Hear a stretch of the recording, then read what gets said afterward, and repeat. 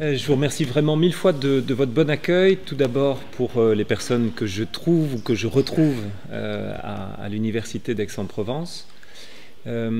Ensuite parce que nous soyons étudiants encore en doctorat, que nous soyons enseignants, chercheurs titulaires, nous partageons une même passion qui est celle de la recherche. Alors quand on fait de la recherche et qu'on trouve, qu'on a la chance d'avoir trouvé et d'être publié, et qu'en plus on vous demande de venir partager les trouvailles que vous avez faites sur vos recherches, ça devient merveilleux. Et donc c'est vraiment une joie aussi de pouvoir vous faire entrer dans ces controverses qui m'ont intéressé pendant 3 années. Et la troisième chose que j'aimerais dire, c'est qu'il y a 4 ans, d'autres ex-soi, mais qui sont historiens du droit, m'avaient demandé de venir présenter mes premières hypothèses de recherche et mes premières recherches, mais j'étais vraiment au tout début, c'était la préface de l'introduction, donc c'était au tout début, afin que les doctorants et docteurs en histoire comparée du droit, qui est un domaine assez neuf chez nous en histoire du droit. Auparavant, l'histoire du droit, c'était l'histoire française du droit français. Désormais, on fait beaucoup plus d'histoire comparée du droit. Il s'agissait pour les doctorants et les jeunes docteurs de voir comment un enseignant titulaire plus âgé travaillait. Donc, ce que je vous propose en 3/4 d'heure maximum, c'est de partager avec vous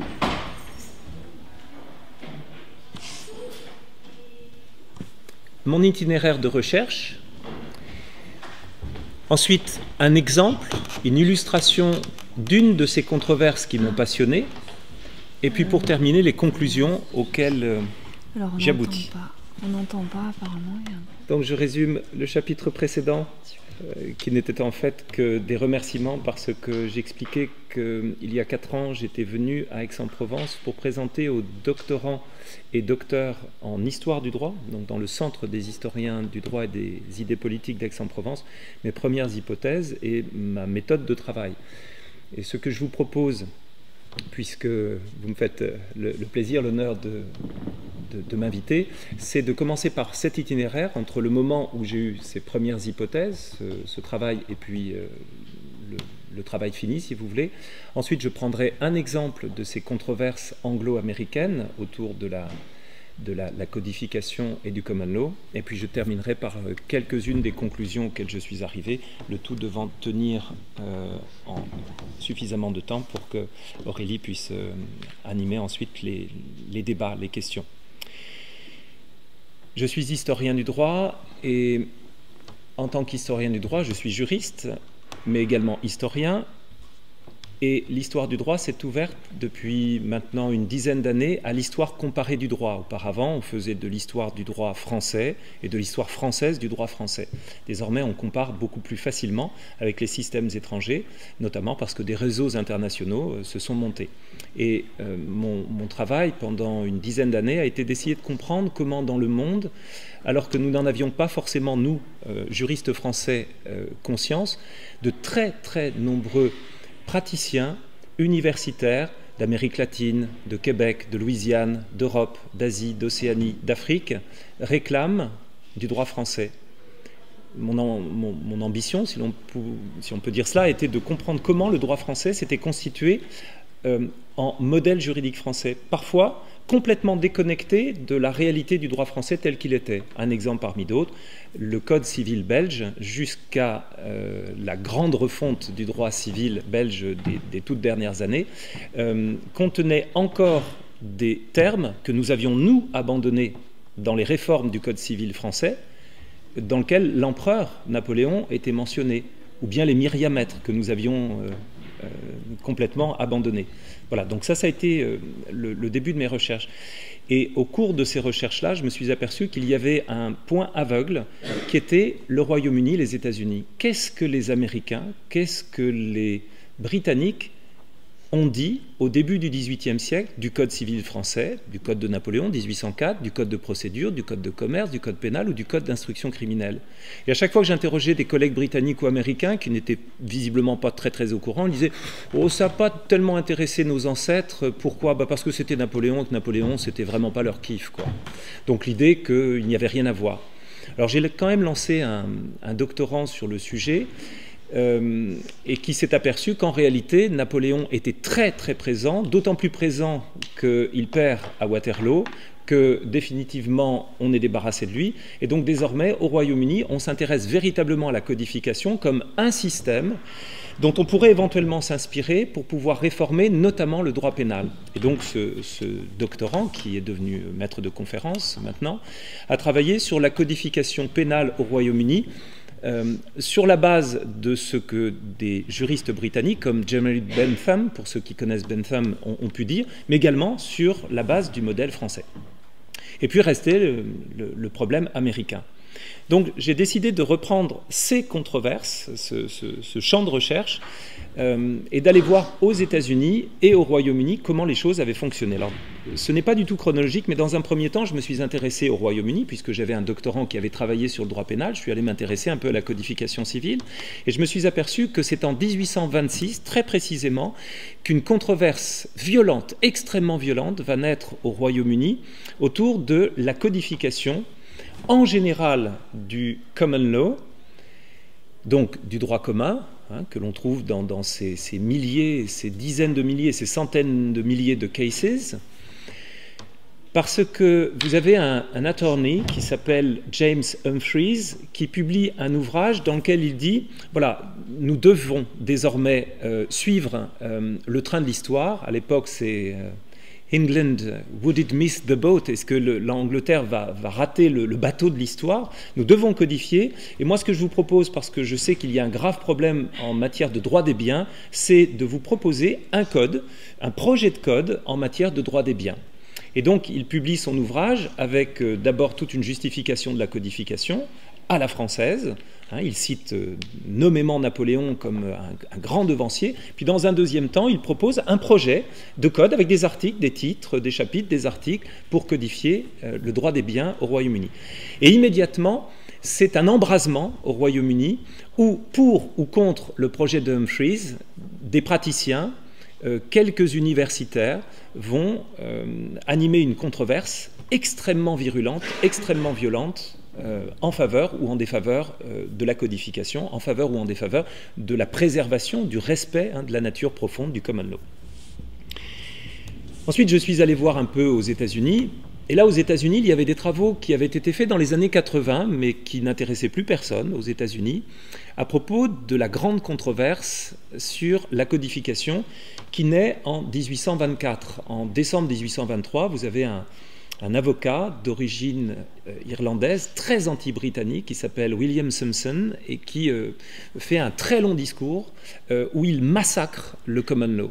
Et en fait, c'est ce qu'il souhaitait, il l'a expliqué longuement auparavant, ce qu'il souhaitait, c'est faire une espèce de tremblement de terre en radicalisant, en hystérisant le débat, de telle sorte que les opposants à son projet, ceux qui veulent respecter le common law, soient obligés de réagir. Parce qu'il a prévu que si jamais il réagissait, tous ses amis à lui contre-réagiraient. En fait, il a provoqué la controverse, il a déclenché la guerre. Et c'est ce qui s'est produit dans les années 1824, 25, 26, 27.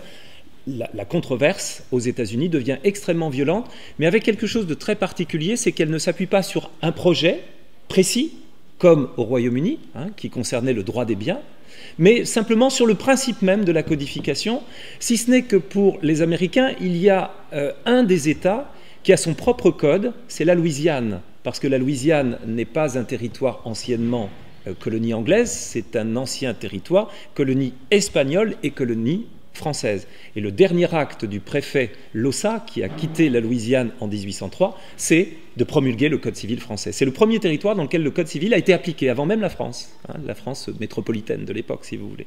Et donc les Américains n'ont pas véritablement de projet à proposer, mais ils disent « regardez ce qui se passe en Louisiane ». Dans un troisième temps, je me suis aperçu, puisque c'était une surprise pour moi, que les Américains ne citaient pas les Britanniques et que les Britanniques ne citaient pas les Américains. Mon souci a été d'essayer de voir s'il y avait des revues à l'époque. Il faut savoir qu'en France, mis à part la Thémis, à l'époque, des revues juridiques, il y en a quelques-unes, mais c'est souvent des revues pour praticiens. Des revues où l'on réfléchit sur le droit, il y en a très peu. Et ma surprise a été de constater qu'au Royaume-Uni et aux États-Unis, il y a un très grand nombre de revues qui naissent dans les années 1820, et surtout des revues qui naissent à propos de la controverse sur la codification. Et ils vont tous appeler ça « the codification controversy », qui devient le sujet majeur des années 1825, 1830, 35. Donc des revues sont créées, qui parfois vont durer 5 ans, 6 ans, 7 ans, parfois 2 ans seulement, qui prennent fait et cause pour la codification contre le common law ou le common law contre la codification. Et l'un des effets de ces revues, américaines et britanniques, c'est qu'elles vont fondre en une seule ces controverses, qui étaient indépendantes l'une de l'autre, par le jeu des recensions. C'est-à-dire que l'on va recenser, on va faire des comptes rendus au Royaume-Uni d'ouvrages américains et aux États-Unis d'ouvrages britanniques. Et d'un seul coup, ceux qui sont pour la codification diront « mais voyez, c'est la même chose ». C'est le même projet qui est à l'œuvre. Et les common lawyers, ceux qui défendent la nature du common law, de part et d'autre, vont dire attention, malheur sur nous. Pourquoi? Parce que c'est le même projet qui est à l'œuvre. Et donc il faut absolument être capable de résister de part et d'autre de l'Atlantique contre ce projet complètement fou dont on peut dire qu'à l'origine il vient de Bentham mais qui maintenant s'appuie sur d'autres choses, on va en reparler tout à l'heure, notamment sur les codes français ou sur le code de Louisiane. Malheur à nous si nous ne réagissons pas. Et donc toute l'opinion publique des juristes va s'embraser autour de ce sujet-là et même un peu au-delà parce qu'il faut savoir qu'à l'époque les revues de gentlemen, c'est-à-dire des revues dans lesquelles on aborde des questions de science, d'art, de progrès, de littérature, de gastronomie, ont une page droit, et la seule page, le seul sujet qui les intéresse, c'est the codification controversy. Donc n'importe quelle personne abonnée à une revue de l'époque, un hebdomadaire ou un mensuel, a entendu parler de cette codification au Royaume-Uni ou aux États-Unis. Dans mon itinéraire, je suis ensuite allé regarder ce que les juristes français de l'époque disaient de ce problème-là. Je me suis aperçu qu'assez vite, ils vont être au courant qu'il y a une controverse au Royaume-Uni et aux États-Unis. Et surtout, je me suis aperçu que les juristes français avaient une condescendance à l'égard du système de common law et de statute law. Le statute law, c'est le droit du Parlement, et le common law, c'est le droit formé par le juge, par les cases. Ils vont avoir une condescendance à l'égard de ce droit qui est en fait une espèce de magma informe, indigeste, verbeux, de textes, mais qui n'ont évidemment pas la qualité, l'architecture, la rigueur, la profondeur du droit français. Et à chaque fois qu'ils vont parler du système de common law, c'est toujours à la gloire du modèle juridique français. Alors là, je retombais sur des travaux que j'avais déjà fait antérieurement et la boucle, pour moi, était bouclée. Il y avait des pièces de puzzle qui se mettaient dans le bon ordre. Je dis ça notamment pour les doctorants qui sont ici.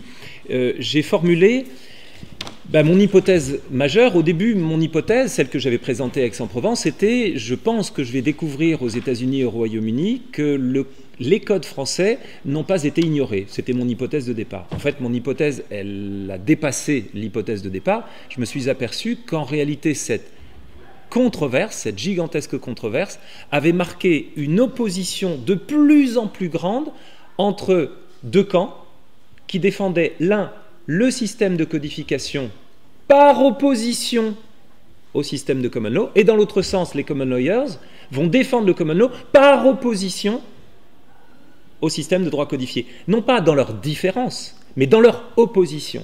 Il n'y a rien de commun, disent-ils, entre l'un et l'autre. Les différences deviennent des antagonismes. Donc c'est devenu mon hypothèse, c'est pour ça que j'ai noté au milieu de ma feuille l'opposition entre les deux systèmes. C'est ce que je demande moi à tous mes doctorants. Vous venez me voir un jour, le jour où vous pensez que vous êtes arrivé à une problématique et un plan, vous venez me voir avec une feuille A3, au milieu vous avez votre titre, puis autour vous me notez tout ce que vous voulez dire. Alors moi, qu'est-ce que j'ai voulu dire? Eh bien, j'ai voulu d'abord m'intéresser à comment la controverse nord-américaine a-t-elle fonctionné, puisqu'elle commence en 1824, chronologiquement elle commence avant la controverse britannique, et puis ensuite la controverse britannique, qui commence en 1826, et puis la façon dont les revues ont fondu en une seule ces controverses anglo-américaines, et puis ensuite la façon dont les contradicteurs sur chaque continent, pour ou contre le common law, pour ou contre la codification, se sont emparés d'arguments qui venaient d'Europe pour les introduire dans la controverse, le Code Napoléon, des figures comme Savigny, des figures comme Meyer, des sujets, des concepts, et comment est-ce qu'ils ont débattu à partir de choses qui étaient européennes, qui étaient continentales. Et puis ensuite, comment les Français ont-ils donné corps, ont-ils réagi à ce système de common law? Je vous l'ai dit, par la condescendance, beaucoup. Et puis enfin, je me suis dit que j'allais terminer justement sur cet antagonisme. Comment est-ce que cette hystérisation des différences entre les deux systèmes, devenant opposition, me semble avoir créé les conditions d'un antagonisme dont nous sommes les lointains héritiers. Nous ne présentons que très rarement ces deux systèmes lorsqu'on fait du droit comparé par leur ressemblance et leur différence. Très souvent, on les présente par leur opposition. C'est ce que j'ai fait, moi, pendant des années auprès de mes étudiants, et je me suis aperçu qu'en fait, j'étais héritier et prisonnier, en fait, de ces controverses anglo-américaines. Alors maintenant, il est temps de prendre un exemple pour vous expliquer ce qu'a été mon quotidien pendant 2 années. Ça a été un régal. Il y a des recherches que l'on fait, on ne se régale pas, puis il y a des recherches que l'on fait, on se régale parce qu'on découvre des choses merveilleuses. L'exemple que je vais vous prendre, il concerne la façon dont les common lawyers ont été amenés à se défendre à l'égard du Code Napoléon. Tout d'abord, il faut que vous compreniez qu'il y a une grande controverse dont le titre, dans toutes les revues, dans tous les ouvrages, se résume à « Is it expediency to codificate the common law » Est-ce qu'il est opportun de codifier le système de common law? Mais à chaque fois qu'un auteur apporte un argument nouveau, les contradicteurs ont l'obligation de contrer cet argument nouveau. Et donc, le premier à avoir impliqué l'argument va répliquer lui-même, ou ses amis vont répliquer. Et donc, nous n'avons pas une controverse, nous avons 1, 2, 3, 4, 5, 10, 15 controverses qui, à la fin, sont totalement interpénétrées les unes aux autres. Je vais donc en prendre une seule. Cette controverse, elle naît du fait que ceux qui étaient favorables à la codification avaient fait un calcul. Pour pouvoir maîtriser le common law, il faut tant de centaines de law reports, là vous avez la jurisprudence, tant de centaines de traités de droit anglais, tant de centaines de statute law, donc de lois du Parlement, et donc au bout de 25 années peut-être, vous serez capable de savoir de quoi il est question. Regardez la différence avec le code. Alors j'ai pris ici un code civil, vous allez voir que je vais tricher avec lui tout à l'heure. Vous avez un code civil et des juristes français disent « mais regardez, nous tout est dans le code, vous n'avez pas besoin justement de tous ces ouvrages-là ». Et donc comment est-ce que vous répliquez à cela? En tant que common lawyers, comment est-ce que vous répliquez à cela? Alors la réplique, elle est venue du fait que certains auteurs anglo-américains, je pense que c'est un auteur d'origine française, mais je n'ai pas la preuve, je n'ai pas le chaînon, qui lisait très bien le français et qui est allé chercher dans des ouvrages qui ont été publiés dans les années 1812-1825. Ce sont des juristes français qui disent « Ah, malheur à nous, si vous saviez, depuis que le code français a été publié, on ne compte plus les ouvrages qui le commentent et les law reports à l'américaine, donc les journaux de jurisprudence, les journaux d'arrêt qui publient des arrêts qui ont été publiés. Ce sont des centaines. Pourquoi? Alors, la petite histoire, c'est que celui qui dit ça dit « moi, je vais vous faire un ouvrage vraiment très didactique, très simple, achetez-le, vous aurez tout ». En réalité, c'est un argument d'éditeur, vous comprenez bien. Mais l'idée, c'est que le code n'a pas cessé, n'a pas interrompu la publication de tous ces ouvrages, de toutes ces centaines d'ouvrages que l'on avait avant la Révolution française. Donc, les common lawyers vont s'emparer de ce chiffre pour dire « vous voyez bien que le code français n'a pas interrompu la publication d'ouvrages de doctrine, n'a pas interrompu tous ces ouvrages de jurisprudence. » Et notamment, l'auteur qui va être le plus utilisé par les common lawyers, c'est un très célèbre avocat qui publie une multitude d'ouvrages dans ces années-là, qui s'appelle Dupin. Pour ceux qui connaissent, il y a Dupin le jeune et Dupin l'aîné, c'est Dupin l'aîné. Et donc, il cite Dupin en disant, vous voyez, l'un des ténors du barreau français dit qu'on ne peut pas connaître le droit français si, à côté du code, on n'a pas tout le reste. Et pourquoi est-ce qu'on ne peut pas le faire? Et là, je vous mets le texte en anglais. C'est parce qu'en fait, le code est déjà enseveli et perdu de vue. C'est la fameuse formule « superseded and lost sight of ». Il est perdu de vue, il est enseveli sous une masse de décisions de jurisprudence. Et pouvait-il en aller autrement? Il ne pouvait pas en aller autrement. Pourquoi? Parce qu'en réalité, un code, ce ne sont que des mots. et que chaque mot a besoin d'une interprétation faite par une juridiction pour qu'on comprenne exactement le sens du mot, et donc le sens de tous les mots, donc le sens de l'article. Et c'est pour ça que j'ai pris le code que j'ai emprunté à Romain Leboeuf. Moi, depuis que... Code civil, depuis... Oui, il a un code civil, tout à fait. Depuis que je suis étudiant en première année, on m'a dit il faut acheter le code en début d'année. Et donc moi, étudiant très rigoureux, j'ai toujours acheté un code en me disant ça c'est un code. Mais en réalité, maintenant que j'ai vécu les controverses anglo-américaines, je me dis c'est un mensonge. Ceci n'est pas un code. Quand vous avez le titre, vous avez tiens, annoté sous la direction de Laurent Leveneur. En fait, si c'était le code civil français, il tiendrait en très très peu de pages. Mais en réalité, ce qui va intéresser l'étudiant en droit, c'est la lecture de l'article, et je prends le 1240, tout fait quelconque de l'homme qui cause à autrui un dommage, mais savez-vous combien il y a de pages de jurisprudence et de doctrine ayant choisi quels arrêts on allait commenter pour pouvoir faire comprendre? Il y a 35 pages derrière l'article 1240. 35 pages. Sur le mot faute, sur le mot causalité, sur le mot dommage et le mot préjudice. En fait, c'est la matérialisation de ce que les common lawyers disent à l'époque. En réalité, le code civil, vous croyez que ça va marcher, c'est-à-dire que ça va étrangler la jurisprudence? Pas du tout. Ça va au contraire faire naître une nouvelle jurisprudence où deux parties auront une interprétation différente d'un mot et qu'on va être obligé en première instance, puis en appel, puis éventuellement en cassation, de donner l'interprétation définitive de ce mot, donc de cet article. Le résultat, c'est que ce sera enseveli et perdu de vue sous la masse de jurisprudence. Et donc vous imaginez le sourire triomphal de ces common lawyers qui disent « Mais qu'est-ce que c'est que ces tonnes de décisions de jurisprudence qui vont permettre de comprendre ce que dit le Code civil? C'est du common law! C'est un nouveau droit commun! Victoire, victoire !» On entend le chœur des anges. Alors Samson, qui aux États-Unis a déclenché la controverse, se dit « Mais comment est-ce que je vais répliquer cet argument ?» Eh bien, il se dit « Je vais envoyer un courrier à Dupin. » Parce que tout est né de Dupin.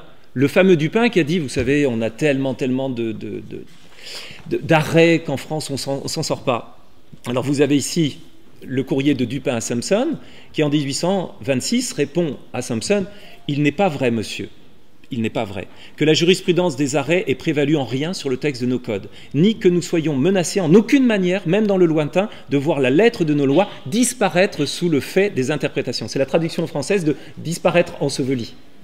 Dans toute discussion, on cherche d'abord le texte de la loi. Et si la loi a parlé, « non exemplis, sed legibus judicandum est ». On ne se fonde pas sur des exemples, on se fonde sur la loi. Si la loi n'a pas décidé nettement un cas proposé, on supplée sans doute à son silence ou à son défaut. Mais quel est le pays où les jugements n'ont pas été ainsi le supplément de la législation? Samson traduit la réponse de Dupin en langue anglaise, essaie d'en donner le maximum de publicité aux États-Unis, et il en profite pour dire à l'un de ses collègues, qui est Cooper, qui est un radical britannique qui a rompu avec les Britanniques, qui s'est installé aux États-Unis. Voyez, mon cher ami, as to the Napoleon Code, so far from being superseded and lost sight of. Je vous le cite là parce que c'est toujours la même formule qui revient, qui est devenue en fait le cœur de l'argumentation. Superseded, enseveli. Ceux qui disent que c'est enseveli et perdu de vue, en fait, ce n'est pas du tout le cas. Monsieur Dupin, qui en gros est le ténor du barreau, le grand homme parmi les juristes français, nous a assuré que le Code civil est toujours a polar star, une étoile, l'étoile polaire. Et donc, il va essayer d'accréditer désormais partout qu'en fait, le Code civil, c'est une étoile polaire. Alors, vous voyez, c'est ce genre de controverse avec lesquelles j'ai vécu. C'est merveilleux parce que la formule « superseded and lost sight of », qui est née à un moment donné, je vais la retrouver au Royaume-Uni sans l'auteur d'origine. On ne sait pas qui est l'auteur d'origine. Mais l'argument a traversé l'océan Atlantique par le compte-rendu d'un ouvrage. Quelqu'un s'est emparé de cette formule-là et va dire « Eh bien, je peux vous assurer qu'en France, le Code civil est superseded and lost sight of ». Et un autre auteur va dire « Pas du tout, it's a polar star ». Voilà. D'où mes conclusions. Ça va? Très bien. Sur cette controverse, voyez comment les choses ont fonctionné. L'un dit, un code est inutile car la jurisprudence va l'ensevelir. son contradicteur répond pas du tout. Un code est le pivot du droit et la jurisprudence n'en est que le complément. N'en est. Nous aboutissons à quoi? Non pas à la différence entre les deux systèmes, mais à une opposition frontale, soit l'un, soit l'autre. Pourquoi? Parce qu'on est dans une guerre de mots. A wordy war, une guerre de mots, avec tout ce que ça implique. C'est une controverse rhetorical, une guerre rhétorique entre les deux camps. Alors, les conclusions. Dites-moi, parce que j'en ai 6, j'ai le temps... Dites-moi très simplement. 5-6 minutes, ça vous va? Très bien. Première conclusion, il me semble, c'est comme ça que j'ai intitulé l'ouvrage, que la seconde hypothèse que j'ai formulée est bonne, c'est-à-dire que l'antagonisme entre le système de common law et le ou les systèmes de droit codifié ne vient pas, comme on pourrait le croire, de Jeremy Bentham. Cet auteur avait effectivement théorisé une opposition, un antagonisme, dès le XVIIIe siècle. Il faut savoir qu'au Royaume-Uni comme aux États-Unis, il n'est pas du tout et n'a jamais été l'épicentre de la controverse. C'est de façon rétrospective aujourd'hui qu'on a redécouvert Jeremy Bentham, qu'on a remarqué qu'il avait du génie et qu'on a republié ses ouvrages. Mais il faut savoir qu'en son temps, les ouvrages de Bentham, on ne les trouve pas. Il y a des ouvrages dont il dit lui-même, je l'ai écrit, mais je crois que c'est dans... Oui, ça doit être chez l'éditeur, dans son grenier, ou peut-être dans le sous-sol, rongé par les rats. Et on en a fait 200 exemplaires. En fait, il est considéré au Royaume-Uni comme un radical à peu près fou, et pire encore aux États-Unis, parce qu'il s'est trompé lorsqu'il a voulu convaincre le président des États-Unis de codifier le droit. Donc, il est considéré comme un type qui est totalement cinglé, que l'on devrait mettre en prison, je cite les textes de l'époque, et le mettre au pain sec et à l'eau jusqu'à ce qu'il ait recouvré le sens commun. Et donc, non seulement Jeremy Bentham n'est pas l'épicentre de la controverse, mais ceux qui sont pour la codification le mettent de côté, parfois en s'en inspirant, parce qu'ils se disent, si jamais je cite Jeremy Bentham, c'est ce qu'on appelle « the kiss of death », c'est le baiser de la mort. C'est-à-dire que l'équation pour mes adversaires sera la codification égale Bentham, Bentham est fou, la codification c'est fou. Donc il ne faut pas citer Bentham.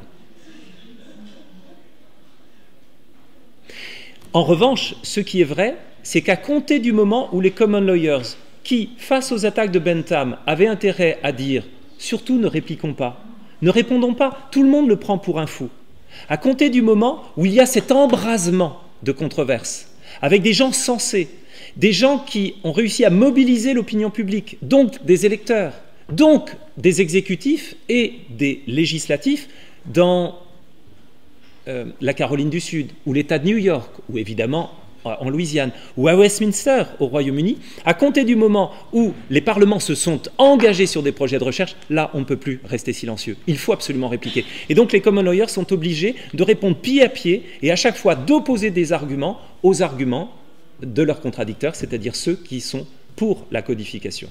Et à ce moment-là, deux camps et une opposition. Il ne s'agit plus de dire « mon cher ami, peut-être avez-vous raison » de façon universitaire et académique. C'est un combat à la vie, à la mort. La vie ou la mort du common law.